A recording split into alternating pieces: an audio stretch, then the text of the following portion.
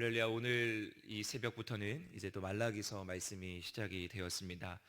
말라기서 말씀은 1장 1절 처음 말씀에 보면 이 말라기서가 어떠한 말씀인지를 잘 보여주고 있습니다. 1절 말씀에 보면 여호와께서 말라기를 통하여 이스라엘에게 하신 말씀하신 경고라라고 되어 있습니다. 그래서 이 말씀은 이스라엘을 향한 하나님의 경고의 말씀이다라고 우리는 이제 말라기서를 이해할 수가 있습니다. 하나님께서는 이제 말라기 선지자를 통하여 하나님의 말씀을 이스라엘 백성, 유다 백성들에게 이제 계속해서 말씀하고 계시고, 또 오늘 1절에서 14절 읽었던 말씀처럼 그 백성들은 그에 반하여 자신들의 반론을, 자신들의 의견을 하나님께 내세우고 있습니다. 따라서 이 말라기서를 통해서 하나님께서 또 우리에게 주시는 말씀, 또 이스라엘 백성들에게 주시는 말씀은 당시에 그 사람들이 이제 신앙에 근본적으로 회의감을 가지고 있는데, 그 회의감을 가지고 있을 때 다시금 너희들이 새 희망을 가지고 나아가야 하지 않냐라는 그런 마지막 기회를 마치 주고 있는 것처럼 말라기서는 그렇게 경고의 말씀, 또 우리에게 그렇게 다가올 수 있습니다. 오늘 본문에서는 크게 두 가지의 하나님과 또 이스라엘 백성들 간의 논쟁이 기록되고 있습니다. 먼저 2절에서 5절 말씀에 보면은 하나님께서는 이스라엘 백성들에게 이렇게 말씀하십니다. 내가 너희를 사랑하였노라 라고 이렇게 말씀하십니다. 하나님은 그들의 사랑을 입은 언약 백성임을 다시금 이스라엘 백성들에게 확인시켜 줍니다. 이에 이스라엘 백성들은 무엇이라 반론하느냐, 이렇게 반론합니다. 하나님 어떻게 우리를 사랑하시나이까? 라고 말하고 있습니다. 이 표현 가운데에는 하나님을 향한 불신과 의심이 아주 가득한 표현입니다. 어떻게 우리는 이 말씀을 읽으면서 이스라엘 백성들이 지금까지 역사를 살펴보면서 하나님의 함께하심, 하나님의 축복이 가득한 그 백성들이 어떻게 이런 말을 할 수 있을까라고 우리는 생각할 수 있습니다. 그런데 우리도 역시 마찬가지로 때로 돌아보면 우리 역시 이런 고백을 할 때가 있다라는 것입니다. 오늘 이 말라기서 말씀의 이제 배경이 되는 시기를 조금 살펴볼 필요가 있는데, 이 말라기서를 지금 하고 있는 이 배경은 포로 귀환을 하고 나서 이제 생전 재건을 앞두고 얼마 지나지 않아서 이 말씀이 쓰여진 것으로 우리는 살펴볼 수 있습니다. 그들이 이제 바벨론으로부터 포로로 보내지고 다시 포로로 이스라엘로 귀환하여서 성전 재건을 하였지만 그들이 생각했던 것만큼 하나님께서 그들을 회복시켜 주지 않고, 그들이 생각했던 것만큼 하나님께서 그들을 부흥시켜 주시지 않기 때문에 그들은 오늘 하나님께 불평한 것입니다. 그런데 우리가 너무나 잘 알듯이 이스라엘 백성들은 스스로 그들이 오해하고 그들이 착각하고 하나님의 사랑을 그들이 더욱더 깊이 있게 깨닫지 못했던 것입니다.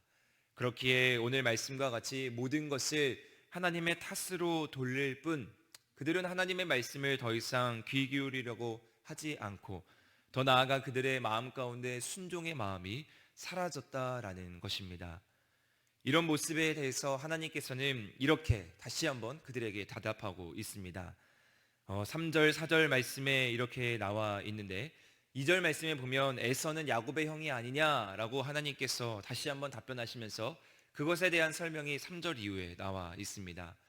그 설명인 즉슨 이렇습니다. 하나님께서는 태중에 있을 때부터 에서, 야곱 이 두 명을 가지고 대조해서 하나님의 사랑을 보여주고 있다라는 것입니다. 하나님은 태중에 있을 때 야곱을 선택하셨고 그 야곱에게 아브라함과 이삭의 언약이 이어질 수 있는 특권을 받게 하셨습니다. 야곱의 12명의 아들은 이스라엘의 12각 지파를 얻게 되었고, 그들은 약속의 땅을 기업으로 받고 하나님의 대대손손의 축복을 받았고, 그 가운데에서 다윗의 왕조도 나오게 되었습니다. 그것은 하나님의 사랑이 지금도 여전히 변함없이 야곱의 백성을 선택해 주셨듯이 너희들에게, 비록 너희가 지금 포로를 갔다 오고 성전 재건을 하고 그만큼의 너희들이 체감으로 느끼는 어떤 회복이 없을지라도 나는 너희를 태중에서부터 야곱의 백성으로 선택했다라는 것을 분명하게 말씀하고 있는 것입니다. 반면에 야곱의 형이었던 에서는 어떻습니까? 에서는 아브라함의 자손으로 이스라엘의 자손과 번성과 기업의 축복은 받았지만 에돔은 하나님의 무조건적인 선택과 언역을 받지 못한 백성입니다. 더구나 그들은 어떠한 역사적인 실수를 범했냐? 바벨론을 도와 유다를 침공할 때 에돔은 그 일에 함께 동참합니다.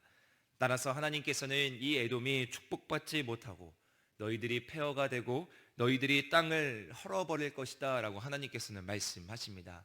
그래서 즉 이 에돔에게는 하나님이 영원한 저주를 베푸는 백성이 될 것이다 라고 하나님께서는 역사적으로 말씀하셨고 그렇게 이루어 나가셨습니다. 따라서 오늘 이 말라기서에 나오는 이 이스라엘 백성들에게 하나님께서 하시는 경고의 말씀의 첫 번째 답변은 무엇이냐? 이것입니다.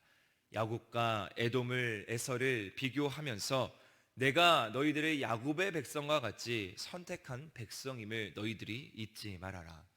따라서 나는 너희들을 끝까지 포기하지 않는 영원한 사랑을 베푸는 하나님이다라는 것을 너희들이 기억해야 된다라는 것을 말라기서 선지자를 통해서 이스라엘 백성들에게 다시금 답변하고 있는 것입니다. 우리는 말라기서를 시작하면서 우리는 하나님의 더 큰 사랑을 깨달을 수가 있습니다. 때로는 우리의 삶 가운데 이런 질문이 생길 수가 있습니다. 하나님이 우리를 사랑하지 않으시는 건가? 하나님이 더 이상 우리의 삶 가운데 이제 역사하지 않는 것인가?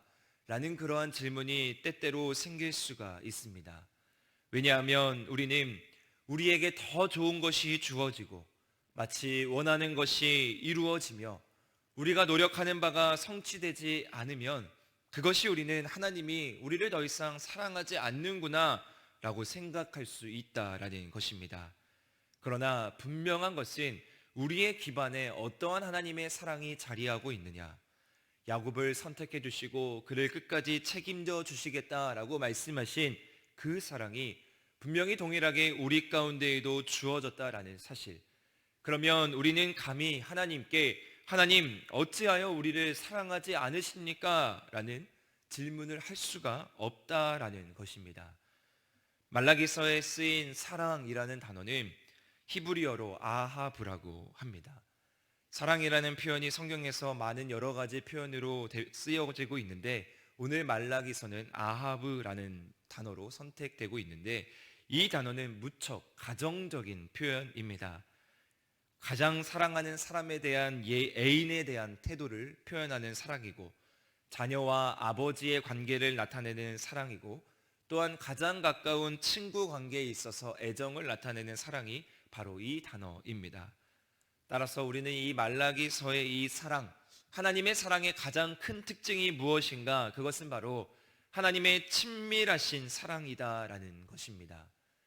하나님은 우리를 지금도 여전히 그렇게 애인과 같이 또 마치 우리들이 자녀와 같이 가장 우리가 친밀하게 대하는 애정 있는 친구와 같이 변함없이 우리에게 다가오시는 사랑의 하나님임을 오늘 이 구약의 마지막 말라기서를 통해서 우리에게 또 이스라엘 백성들에게 제시하고 있습니다.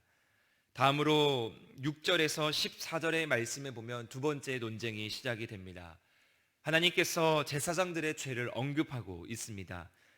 제사장들의 죄를 요약하면 이렇게 하나님께서는 말씀합니다. 제사장들이 하나님을 예배하는 일에 있어서 제사를 드리는 일에 있어서 실패했다라는 것입니다. 하나님께서는 아버지와 아들 또 주인과 종 그런 비유를 들어서 아들이 아버지를 공경함이 마땅하고 종이 주인을 섬기는 것이 마땅한데 너희 백성들아 너희 제사장들아 왜 주인이고 아버지이신 하나님을 공경하지 않느냐라고 하나님께서 책망하고 있습니다.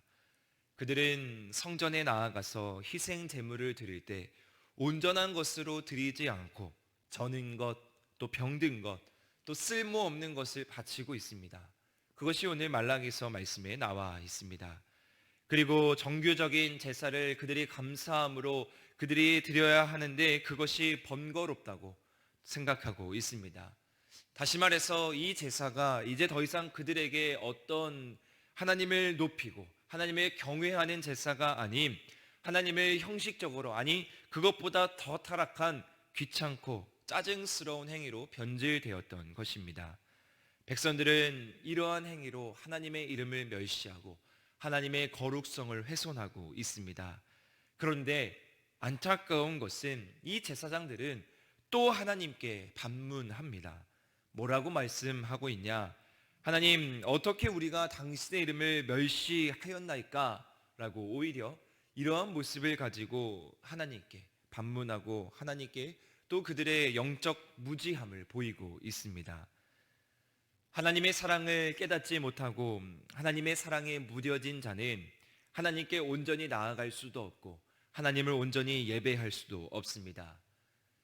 제사, 당시에 하나님을 만날 수 있는 유일한 길이었던 제사, 그 일에 선봉에 섰던 제사장들도 얼마나 무지했으면, 얼마나 타락했으면 하나님께 나아가는 그 일을 소홀히 하고 그 일에 대해서 그들이 둔감함을 오늘 당시의 사회상, 당시의 영적 상태를 이 말라기서를 통해서 우리에게 보여주고 있습니다. 바라기는 이 말라기서를 통해서 하나님께서 주시는 메시지, 하나님의 사랑이 회복되고 하나님을 향한 우리의 거룩한 영이 회복되기를 바라는 것이 우리 가운데 넘쳐나기를 주님의 이름으로 소망합니다. 우리는 늘 이야기합니다. 또 거룩한 주일 우리가 집중하는 것은 무엇이냐? 바로 이것입니다. 하나님은 찬양받기 합당한 분이시다. 하나님은 예배받기 합당한 분이시다. 그러한 고백이 우리 오늘 하늘의교회 가운데 또 오늘 많은 한국교회 가운데 넘쳐날 것인데, 그러한 것들이 더욱더 거룩하고 그것이 정말 하나님이 받으시기 합당한 예배가 되기 위해서 우리가 먼저 회복되어야 할 가장 중요한 모습은 바로 사랑, 하나님을 향한 사랑입니다. 그 사랑이 무너지면 그 위에 세워진 우리의 예배 또한 무너지고 우리의 모든 그리스도인으로서 거룩한 모습 또한 무너지게 되는 것입니다. 따라서 바라기는 오늘 이 사랑, 우리가 하나님께 무뎌지고 익숙해졌던 그 사랑과 은혜를 오늘 우리가 추수감사주의를 올려드릴 때 하늘을 되돌아보면서 또 우리의 삶을 순간순간 점검하면서 나는 하나님을 정말 진심으로 사랑하며 나아가고 있는가? 따라서 우리가 그 사랑을 기반으로 하여 하나님을 예배하고 있는가? 마치 우리도 당시의 이스라엘 백성들과 같이 하나님께 의심하고 하나님께 반문하고 당시의 제사장들과 같이 우리가 형식적으로, 아니 그보다 더 못한 예배를 드리고 있는 것은 아닌가? 오늘 다시 한번 이 말라기 말씀을 통해서 점검하며 나아가기를 소망합니다. 마지막으로 1절에서 14절의 말씀에 하나님이 어떠한 분인가? 하나님은 분명하게 우리에게 말씀하고 있는데 4절, 6절, 8절, 9절, 10절, 11절, 12절, 14절 이 앞에 등장하는 하나님은 만군의 여호와 하나님이십니다. 이 만군의 여호와 하나님이 성경에 한번 나오는 곳이 있는데 그곳이 어디이냐? 바로 다윗이 골리앗을 물리치러 나갈 때 이렇게 말합니다. 나는 만군의 여호와의 이름으로 나갑니다 라고 그 사람들에게 하나님의 이름을 높이고 있습니다. 그것은 하나님의 능력을 강조하고 있는 것입니다. 따라서 이 만군의 여호와 하나님이 우리와 함께 하시고 우리와 동행하시기에 우리는 오늘도 여전히 우리와 변함없이 함께 하시는 하나님, 우리를 사랑하시는 하나님, 만군의 여호와이신 하나님, 그 하나님을 우리가 붙들고 나아갈 수 있는 거룩한 주일 되길 주님의 이름으로 축복합니다. 기도하시겠습니다.